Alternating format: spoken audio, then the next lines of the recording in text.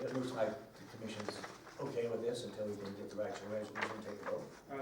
You guys have a resolution, you guys can go ahead and approve the resolution this time. Move to approve the resolution 2020-74.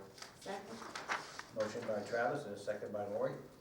Any further discussion? All those in favor? Aye. Opposed? None? Passed unanimous. So what we'll do, Mr. Chairman, if we can just trail number 3 and go to item C. Trail number 3, what did you? So we're just We'll come leaving back this and rule. read it. Yeah, we're skipping it. Okay. Until he gets the agreement. Okay, so now we'll go to page 3, it's at the 9:20 public hearing. Item C1 is a public hearing, discussion only. The White Pine County Board of Commissioners will take public comment regarding its intent to lease the following described county real property to Aeronautical Radio Incorporated for the duration of 3 years or no less than $216.79 per month pursuant to NRS 244.2833 as described in the material in front of us. Is that right? Correct. Okay. So it's public time. This is a public hearing again on Aeronautical Radio Incorporated. So any comment on the radio, on the phone? Hearing none, any comment in the audience? Please come forward.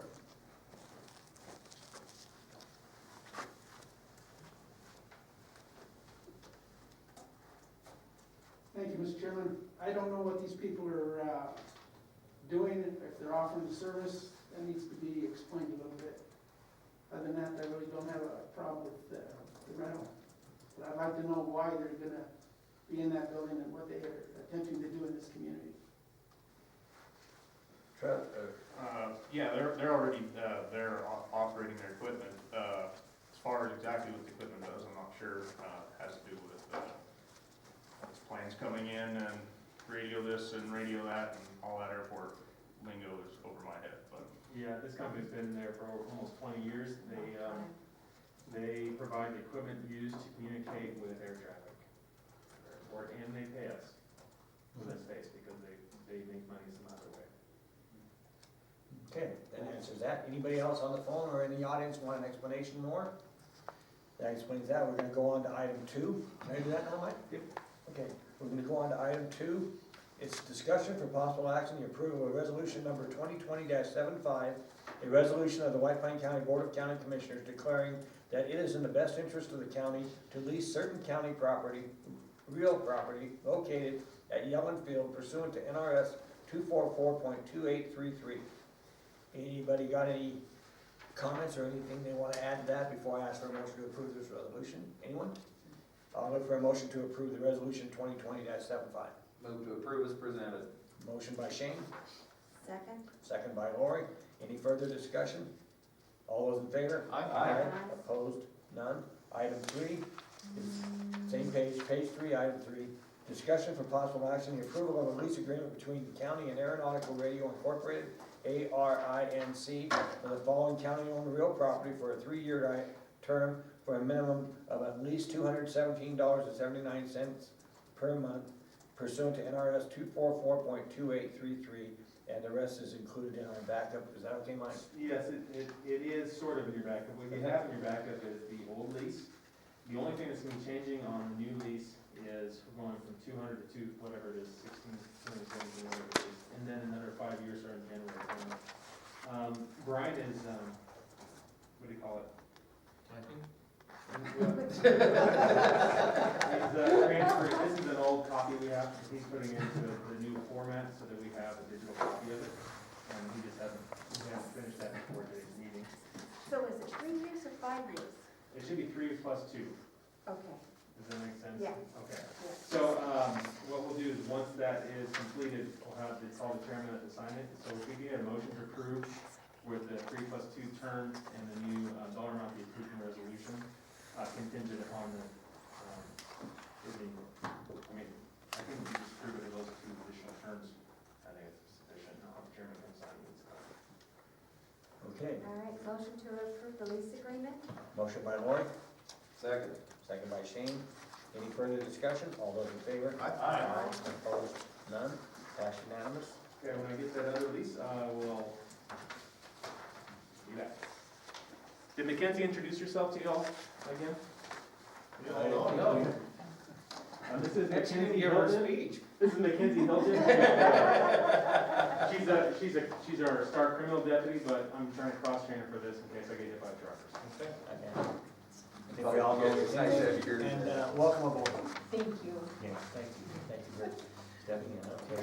We have a 9:30 update on the senior center. This, number one, this is page 4, as a discussion update on the White Pines Senior Center remodel progress. Burton Hilton Assessor, Catherine Backer, Treasurer, Bill Calderwood, Public Works, and Lori Romero, Senior Program Administrator. And Tim Norton. And Tim Norton. Thank you for having me up here today. I'm kind of representing the group, I guess, unless Bill wants to.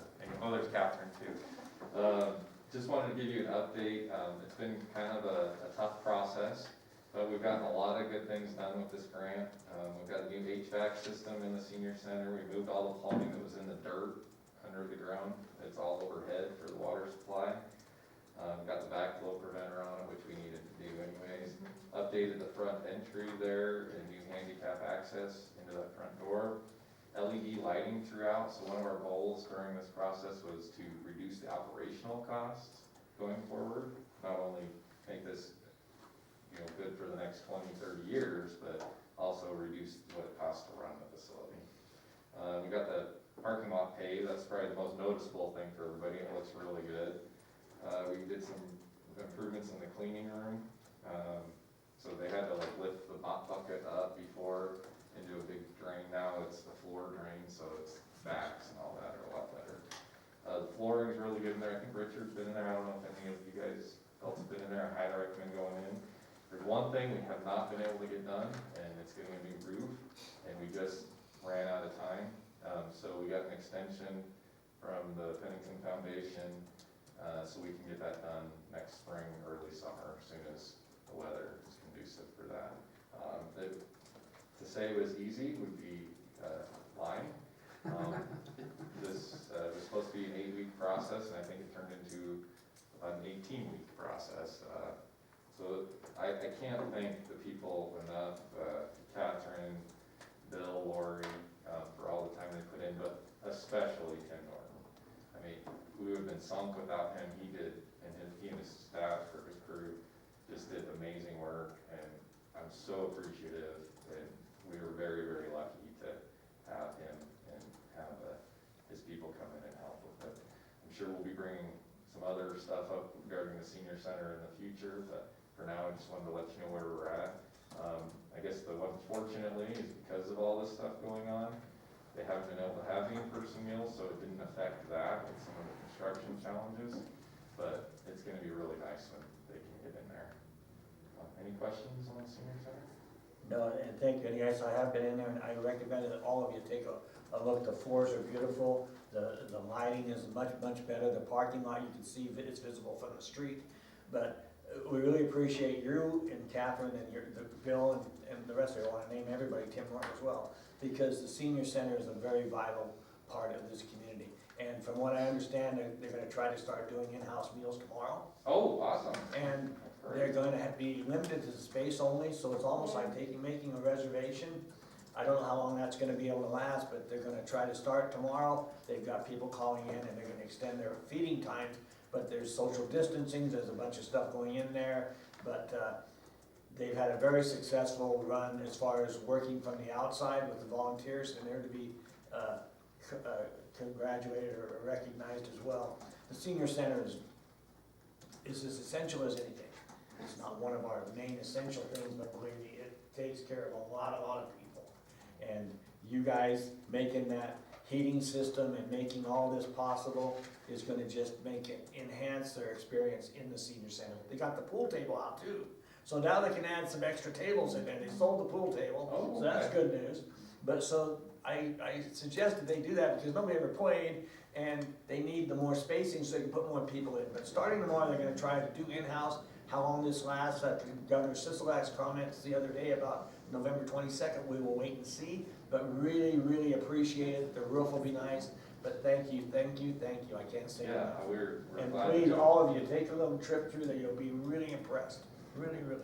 Wonderful thing for our community. Yeah. Replace that pool table with a couple of blackjack tables. Yeah. Mr.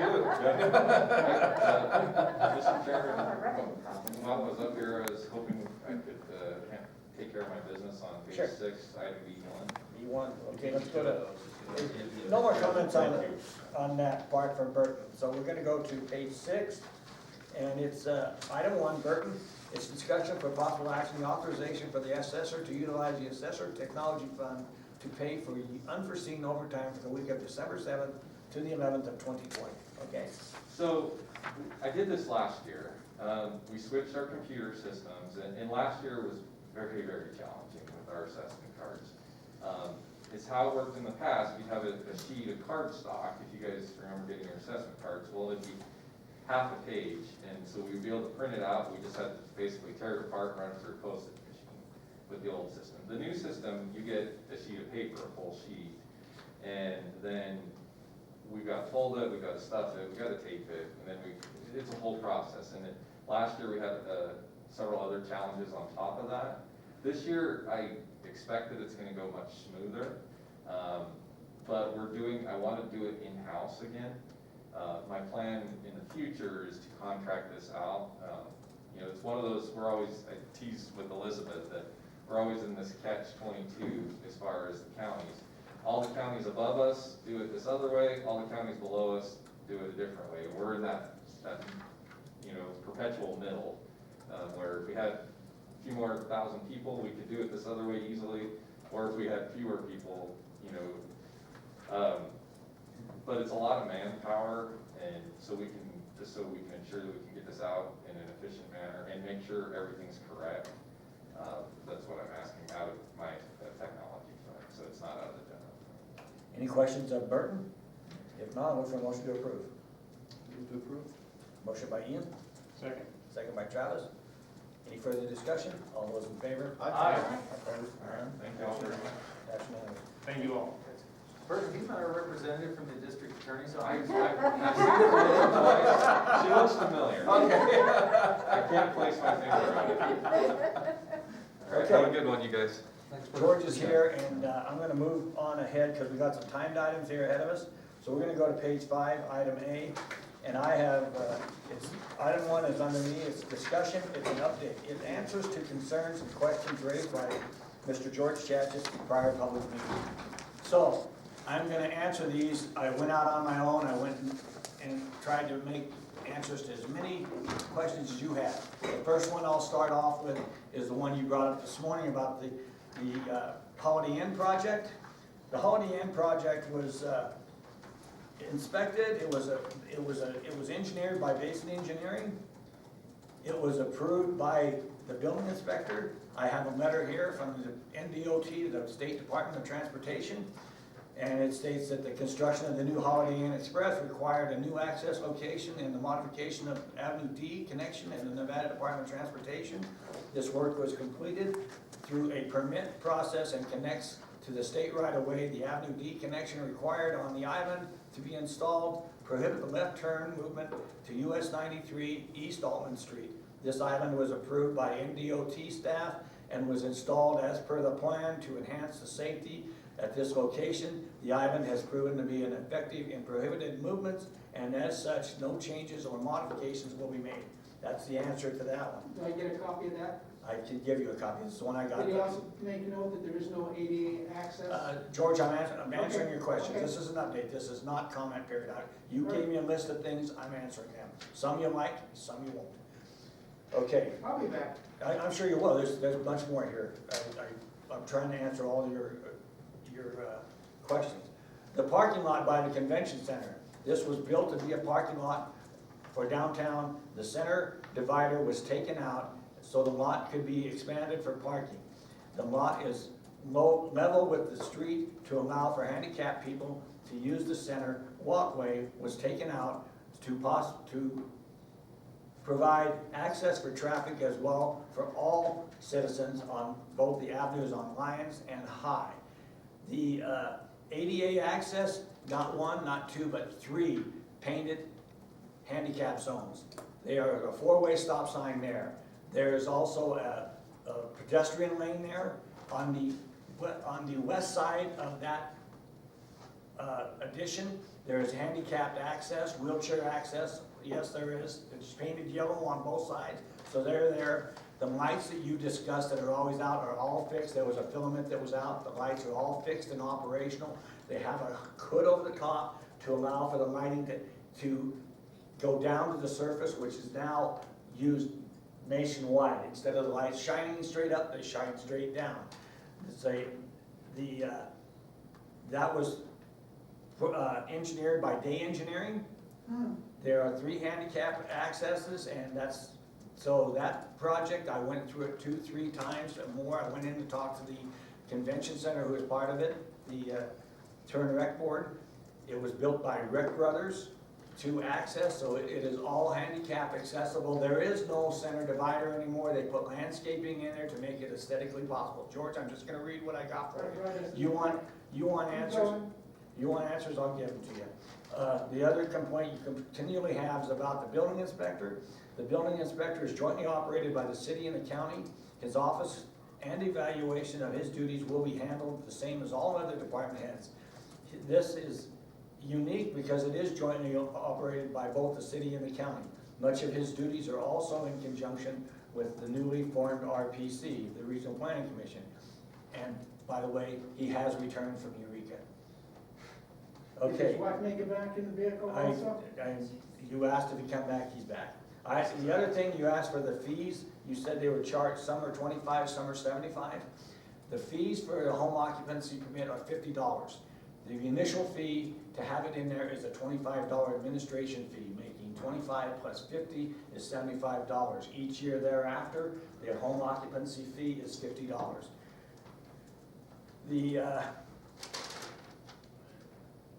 Let's see, you asked about getting the permit to put the roof on your property at 490 High Street. You continue to bring that up. Your name is not the name on the property. I explained this to you when I came into your office. If you were the owner and your name is on there, you can get a building permit because owner builder. If your name is not on that property, you need to have a licensed contractor to do the work. So if your name can be added to the property, you can get a building permit issued to you. You better check to see whose name is on there. Who told you that? You told me that. And also, when I was your sister's name is on that property, Bessie Chatches. Really? Yes. What property you talking about? 490 High, 490? yeah. You're wrong. Okay, well, You're wrong. I'm wrong. This is the address I had, so this is You're what I wrong. looked at. Okay. I I'll want, give it to do you have the dollar amount? No, I don't. I don't I have want to get started. Winter's here. it. I just know you can go, if your name's on the property, you know. It is. Okay, well, go check with the building department. The other one is your claim to damages on your property on High Street, the former 8th grade school. Continues. Yeah, you can go and apply for that. I don't know wherever it's at, but if you have insurance, your first line of defense on your property Victims is your from insurance. county level. Well, it's your insurance, it's your property, so the county's not there. Those are the questions that you Okay. had for me, and those are the answers that I've got for you today. Any other ones? George, you brought these up time after time. I'm asking you if you don't have anything. We welcome your comments, and you'll welcome any time to put them, but to be repetitious, it's not gonna happen. We've Okay, answered no those problem. questions. We've answered those questions, Not George. good. You heard what they were, and that's the way it is. So anything else, you're welcome to bring it forward, but not continue. So if you don't like some of the stuff that I presented to you today, that's the way it is. Give it to me in writing. I'll be back. Yeah, it's all right here. Okay, so we're not gonna hear any more of the egress to the Holiday Inn. Okay, so that was that. Sorry, a little testy, but that's just the way it is. Just so the facts are there, on the assessor's website, 490 High Street, it does show George Chatch's trust as the owner. Okay, so you can talk to the building inspector on that then. So- I've talked to him. Give me a dollar amount so I can get started. I'm tired of going up I'll see there. what I can do for you, George. Okay, I'll do what I can for you on that one. But I was Give me a told- dollar amount. I'll give you the check. You give it to him.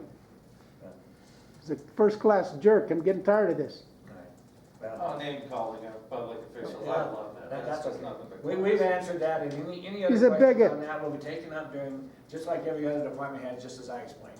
We will have personnel hearings like we do with every other department head, no more. Okay, item 2, on page 6, because we already answered page 1, which was, item 1, which was Burke. So item 2 is Nicole Baldwin County Clerk. A is discussion for possible action, the approval of the canvass of the vote for the 2020 general election held in White Pine County, Nevada. Nicole? Thank you very much. I completed the canvas and attached it to the back of the material on Friday, so everyone should have been able to access it online through the agenda. It was a challenging election. On election day, we had some minor issues with some card activations, but we were able to resolve that internally within the first hour. And the rest of the day went fairly smooth. We had pretty good turnout. I don't remember the numbers off the top of my head, but you have the information in front of you. I know that there's been some things in the news about the voting system company that we use, Dominion Voting System, and they've put out a couple of press releases, and I printed those out and I hand them out to you this morning, in addition with a couple of press releases from the Secretary of State's office that also address some things specifically that I've seen on Facebook. People look up the status of their vote online through the Secretary of State's website, and sometimes it doesn't show accurate information, and they have a press release explaining why that isn't going to be up to date until today when counties approve our canvas and our permanent history is pushed through. So I can't speak to what's in the news and what is being spread as regards to rumors or alleged voter fraud, but I can tell you that here in White Pine County, everything came out as expected, and all of my pre-election testing and my post-election testing all came out as expected, and I'm asking for your approval of the canvas of the vote today. You did an outstanding job, and White Pine County is lucky to have you and your staff, and the election locally went as planned in White Pine County. I don't see any reason to question what you did. Now, out there, I talked to Senator Gokashia, we heard a public comment this morning, and you presented us with numbers and the facts, and what we're here for. There's different stuff out there, like you said. But we are presented with the numbers and how the election went out, and we are here to accept that as presented.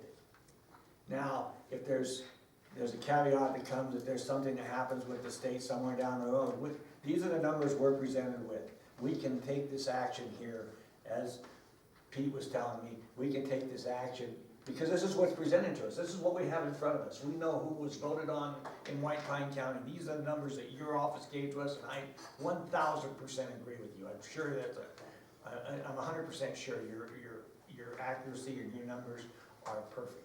So I'm gonna ask all the other commissioners if they want to make some input, but based on what we have in front of us and what we're about to hopefully accept are the numbers that were presented to us here. And does anybody have any questions with that?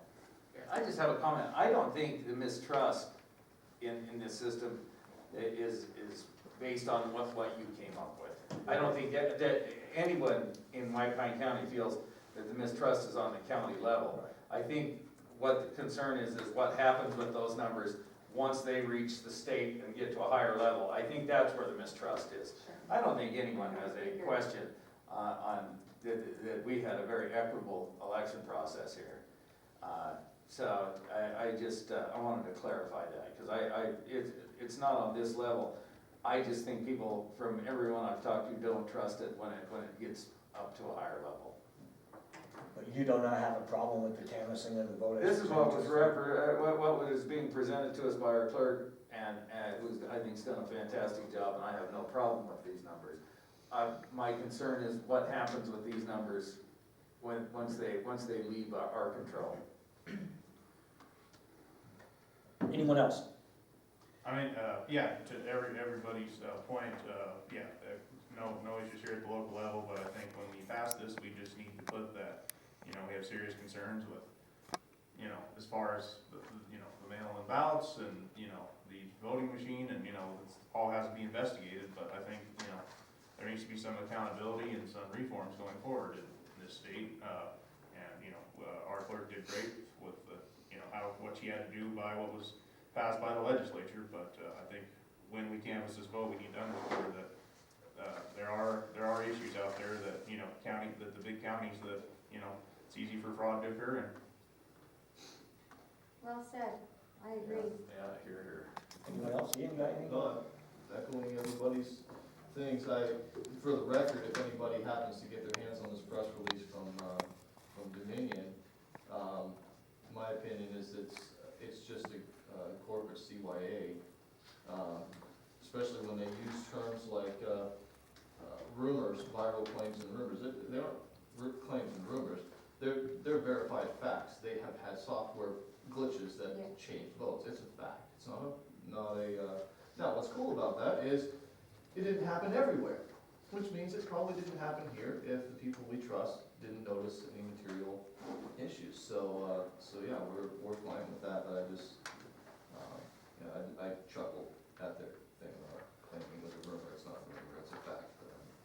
The frightening thing with that company is it's funny how there is not issues in municipalities that have trustworthy people running the show.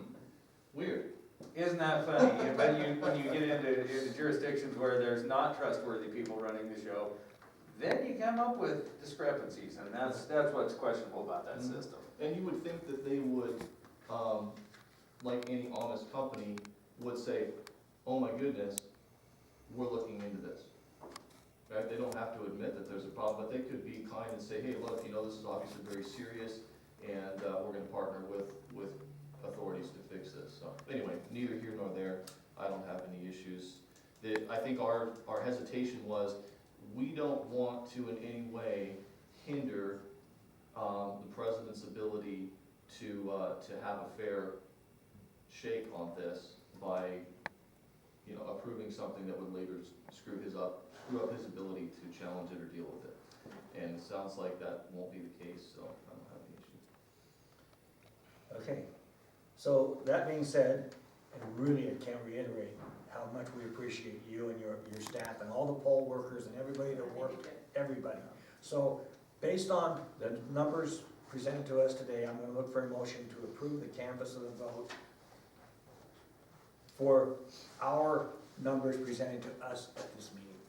So I move to approval of canvass the vote as the numbers presented with the underlying statement that White County does not endorse